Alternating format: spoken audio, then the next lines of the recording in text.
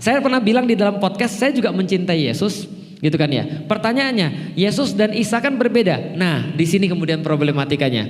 Kita maunya sama atau beda? Nih saya kasih tahu ya. Kalau kita menganggap bahwa Yesus di dalam Alkitab itu berbeda dengan Isa di dalam Al-Quran, konsekuensinya Ibrahim di dalam Alkitab juga berbeda. Abraham di dalam Alkitab juga berbeda dengan Ibrahim di dalam Al-Quran. Juga berarti Ishak di dalam Alkitab beda dengan Ishak di dalam Al-Quran. Berbeda lagi semuanya tuh 25 Nabi dan Rasul. Ini saya kasih tahu Bapak Ibu sekalian. Ketika saya masuk Islam, terus terang, yang di kepala saya ingin berbeda dengan agama saya yang lama. Saya beda dengan agama saya yang lama. Saya ingin berbeda, karena berbeda semuanya saya bedain. Tapi begitu saya belajar lebih banyak lagi tentang agama Islam, saya melihat memang benar kata Allah, agama dari dulu sampai sekarang itu sama. Bisa dipahami ya? Agama dari dulu sampai sekarang itu adalah agama yang sama. Hanya saja Allah nyampe di dalam Al-Quran bahwasanya ada penganut-penganut agama tertentu yang menyelewengkan kebenaran yang Allah kasih. Tapi sama nggak agama dari dulu sampai sekarang yang Allah kasih? Sama. Bahkan pendapat yang paling ekstrim, bukan pendapat paling ekstrim, ada pendapat yang mengatakan bahwasanya tidak ada agama Yahudi, tidak ada agama Nasrani. Karena agama itu cuma Islam. Innad dina indallahil Islam. Sesungguhnya agama di sisi Allah itu hanya Islam. Jadi Adam tuh Islam, Isa tuh Islam, segala macam juga Islam. Ya nasib lah ya. Harus dibersihin itu hebatnya. Nah itu adalah kemudian Islam. Nah kalau kita balik lagi, sama nggak Nabi Isa dengan Yesus, gitu kan ya, balik lagi. Ada pendapat-pendapat yang membedakan. Tapi kalau saya kok lihat sama, contoh ya, lihat sakramen baptis. Bahwasanya sebelum orang masuk ke dalam agama Nasrani, dia harus dibaptis. Dibaptis itu apa sih? Dimandikan. Dimandikannya di mana? Dicelup kan ya, terus kemudian dia keluar lagi. Pertanyaannya, di Islam ada nggak kayak gitu? Bapak Ibu pernah, betul. Bapak Ibu pernah baca Sirah Nabawiyah ketika Mus'ab bin Umair itu ditanya, bagaimana menurutmu kalau ada orang pengen masuk Islam? Maka dia bilang, dia mandi, kemudian dia syahadat, lalu sholat 2 rakaat. Itu yang terjadi kan ya. Maka pertanyaan saya, sama nggak sih bahwasanya agama tuh sama-sama pengen orang tuh suci sebelum dia beribadah? Bedanya mereka dibaptis sekali, kita setiap pekan. Minimal orang muslim setiap pekan hari Jumat. Kalau yang sudah nikah bisa lebih sering. Bisa difahami ya. Artinya apa? Sama atau enggak? Sama. Pertanyaan saya sederhana, ibunya Yesus siapa? Maria kalau di dalam Alkitab. Di dalam Al-Quran ibunya Isa siapa? Maryam. Di dalam Alkitab Yesus itu kemudian punya ibu Maria. Maria didatengin siapa? Malaikat, namanya Jibril, Gabriel. Di kita didatengin siapa? Malaikat, namanya beda Ustadz. Gabriel tuh diawali G, Jibril tuh diawali J. Bagus gitu kan ya.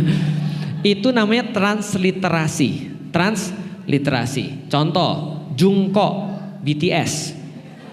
Itu kan tulisannya Jungkook, bacanya apa? Bukan Jungkook. Jonggu. Pusing kan?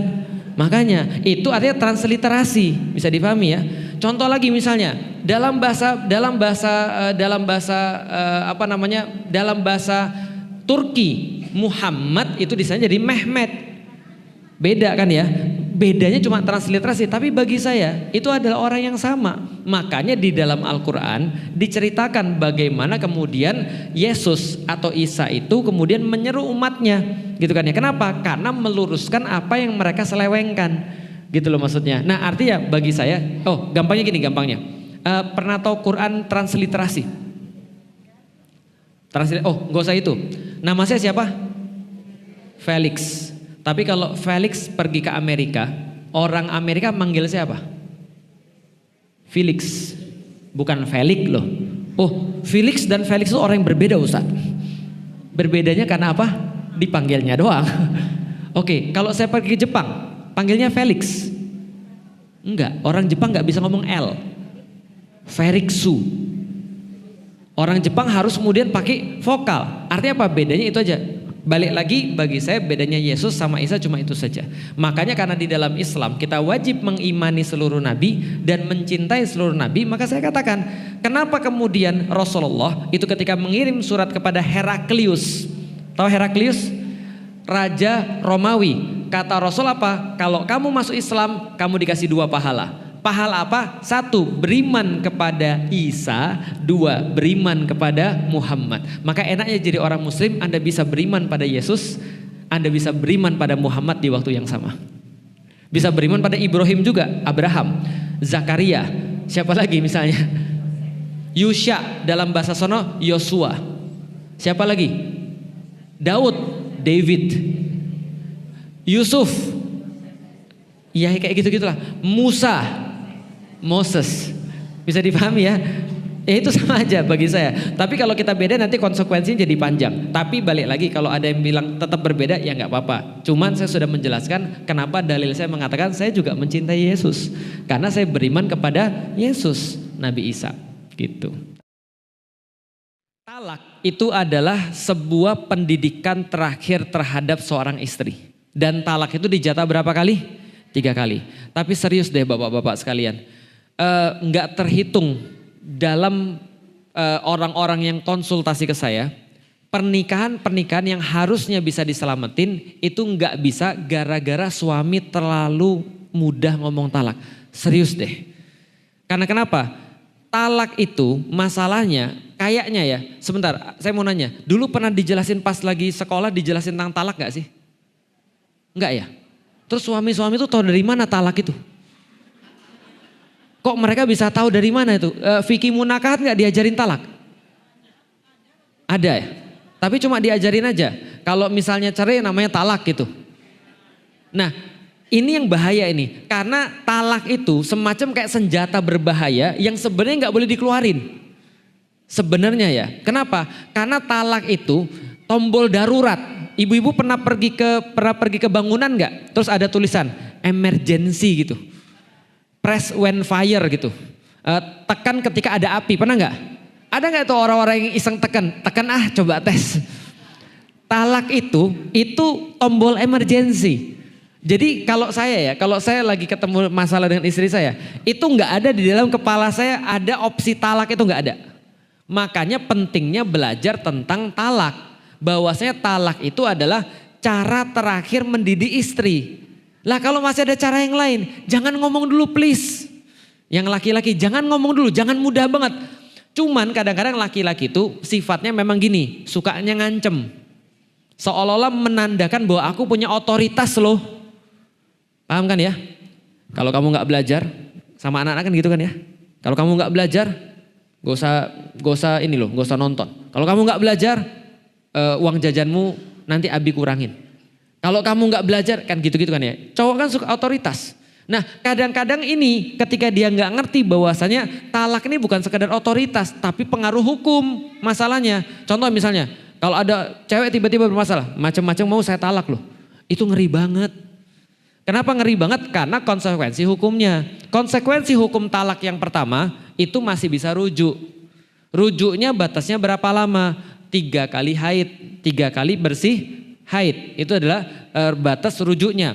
Dalam batas masa iddah atau 3 kali bersih haid, tiba-tiba mereka berhubungan kembali, maka jadinya rujuk. Lalu kemudian baru sebulan ngomong talak lagi, itu jatuhnya talak 2. Talak 2 diberikan lagi masa iddah. Berapa kali? 3 kali bersih haid. Ternyata pas masa iddah ini ternyata berkumpul kembali. Karena masih satu rumah memang kan ya. Jadinya rujuk lagi. Ngomong talak lagi. Nah ini problematik. Kenapa problematik? Karena ketika dia ngomong talak lagi gak bisa rujuk lagi. Karena dapatnya sudah talak 3. Talak 3 gak bisa rujuk lagi. Nah setelah talak 3 ini maka si suami bukan suaminya, yang istri bukan istrinya. Nah mengenai masalah tadi bisa diselesaikan. Pertama masalah nafkah. Tinggal ditanya di di KUA. Bagaimana hukum spesifik tentang perempuan-perempuan yang ditalak sudah 3 kali oleh suaminya. Itu bisa dilihat. Tapi dalam masalah rumah, nah ini kemudian pentingnya. Jadi gini ya, saya ditanya, Ustadz Ustadz mengambil pendapat yang mana? Keuangan terpisah dengan istri atau keuangannya nyampur sama istri? Ini saya kasih tahu. Di dalam Islam keuangan sangat penting. Karena sangat penting itulah maka keuangan itu harus atas nama siapa? Saya tidak dipisah sama istri. Kenapa? Karena saya ngomong sama istri saya, kita udah nikah, hartaku, harta kamu, juga hartaku. Dan aku sampai sekarang belum punya niat untuk nikah lagi. Bisa dipahami ya? Kok ke nikah lagi sih Ustadz nih hubungannya nih, lihat ya. Begitu saya nikah lagi misalnya kalau saya nikah lagi siapa ya? Ya Song Hye Kyo lah ya, oke. Nikah lagi nih misalnya, sudah mualaf misalnya ya taruhlah ya. Ya supaya kan contohnya kan yang gak mungkin gitu maksudnya. Nikah lagi, nih saya punya rumah tuh atas nama saya.